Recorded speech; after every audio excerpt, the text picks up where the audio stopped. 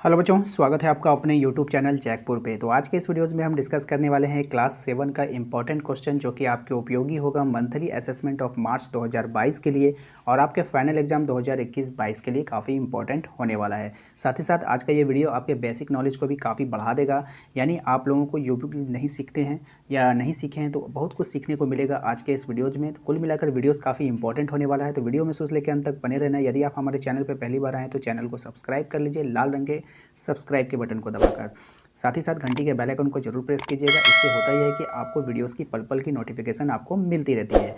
और प्यारे बच्चों, आप लोगों को मैं ये बता दूं कि आप लोगों के व्हाट्सएप पे भी कुछ क्लासेस चलती है, तो यदि आप हमारे व्हाट्सएप ग्रुप के साथ जुड़ना चाहते हैं तो लिंक वीडियो के डिस्क्रिप्शन में डाल दिया गया है।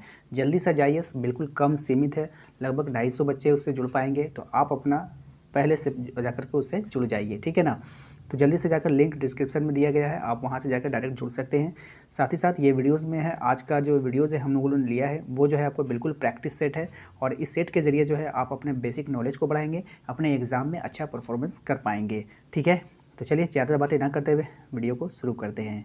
चलते देखते हैं सेट 1 में आपके लिए क्या है। सबसे पहला सवाल आप सेट 1 में देख पा रहे हैं, आपसे पूछा गया है कि वाहन की गति की दूरी को, वाहन की गति नहीं है, वाहन की तय की गई दूरी को, किसको तय की गई दूरी को मापता है। यानी किससे हम लोग मापते हैं, हर चीज़ को मापने के लिए एक यंत्र होता है, एक चीज़ होता है। जिस तरह से हम लोग कपड़ा को मापते हैं ना, तो कपड़ा को मापते हैं तो एक लंबा ऐसे एक फीता होता है ना, स्टील का एक फीता होता है, उसे हम लोग क्या किस में मापते हैं, मीटर में मापते हैं। कपड़ा को हम लोग किस में मापते हैं, मीटर में मापते हैं। सेम चीज़ जो है, अगर हम किसी चीज़ को मापेंगे, जैसे हम लोग दूध मापते हैं तो दूध को हम लोग किस में मापते हैं, तो लीटर में मापते हैं। दूध को किससे मापेंगे, तो लीटर में मापेंगे, ठीक है। और अगर हम बात करें पानी उनी को भी हम लोग लीटर में माप देते हैं, है ना। उसी प्रकार से आपसे कहा जा रहा है कि वाहन की तय की गई दूरी, वाहन क्या होता है, जो भी चीज़ हम लोग चलाते हैं ना उसे हम लोग वाहन कहते हैं। जो भी चीज़ हम लोग चलाते हैं उसे हम लोग क्या कहते हैं, वाहन कहते हैं। तो उसकी तय की गई दूरी को हम लोग क्या कहते हैं, आपको बताना है। तो वाहन के द्वारा जो तय की गई दूरी होती है वो हम लोग ओडोमीटर से मापते हैं। किससे मापते हैं, ओडोमीटर से मापते हैं। अब ये ओडोमीटर आप लोग कहाँ पे देखेंगे, तो मोटरसाइकिल के पास एक देखिएगा मीटर जैसा लगा रहता है, एक आपका स्पीड बताता है, एक आपका किलोमीटर बताता है। तो स्पीड को यहाँ पे नहीं पूछ रहा है, वाहन के द्वारा तय की गई दूरी को किससे मापते हैं, तो दूरी के हम लोग जो है ओडोमीटर को मापते हैं। अगर स्पीड पूछता तो स्पीडोमीटर हो जाता है।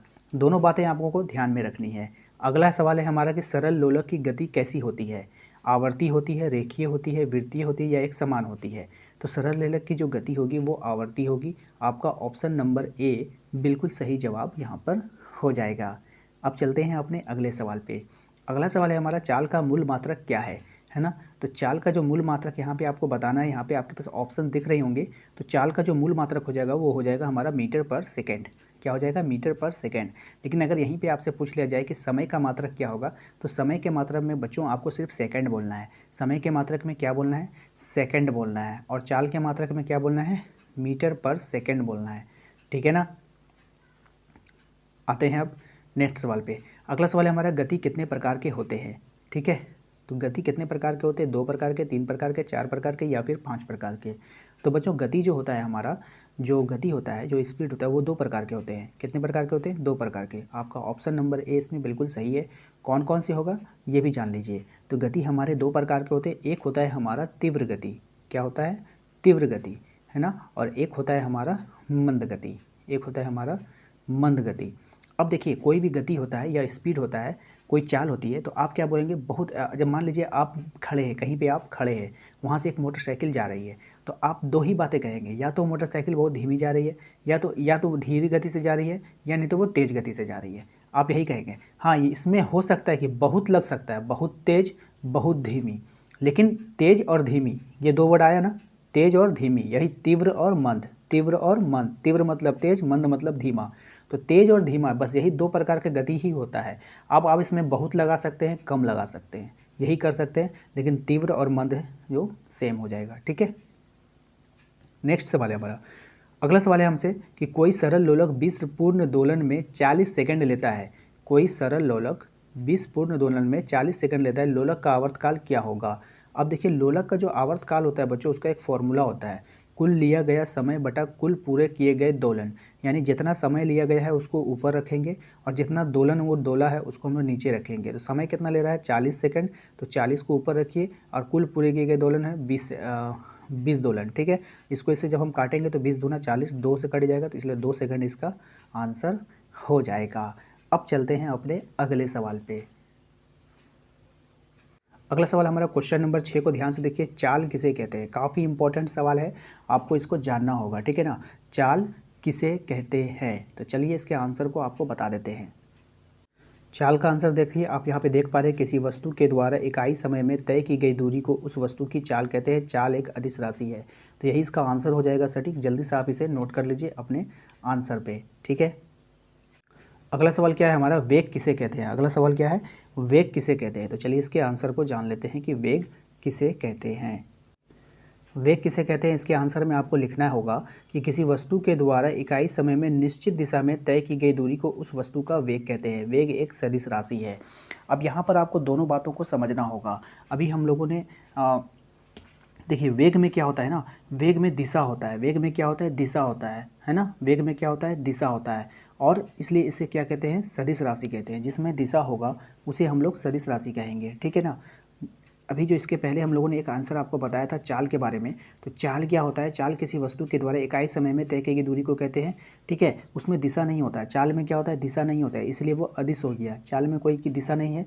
सेम आंसर है, यही आंसर आपको नीचे दिया गया है, लेकिन इसमें दिशा जोड़ दिया गया है। एक लाइन, किसी वस्तु के द्वारा इकाई समय में निश्चित दिशा में अगर कोई निश्चित दिशा में अपनी दूरी तय कर रहा है, एक निश्चित दिशा है उसका कि ये पूरब की ओर जा रहा है, ये पश्चिम की ओर जा रहा है, ये इधर जा रहा है, तो वो क्या हो जाएगा? वेग हो जाएगा। क्या हो जाएगा? वेग हो जाएगा, और वो एक सदिश राशि हो जाएगी, क्योंकि उसमें एक दिशा दे दिया गया है, ठीक है ना। बस दोनों आंसर को समझ कर याद कीजिएगा, याद आपको हो जाएगा। अगला सवाल है हमारा कि आवर्तकाल किसे कहते हैं? आवर्तकाल किसे कहते हैं? तो चलिए इसके आंसर को भी जान लेते हैं।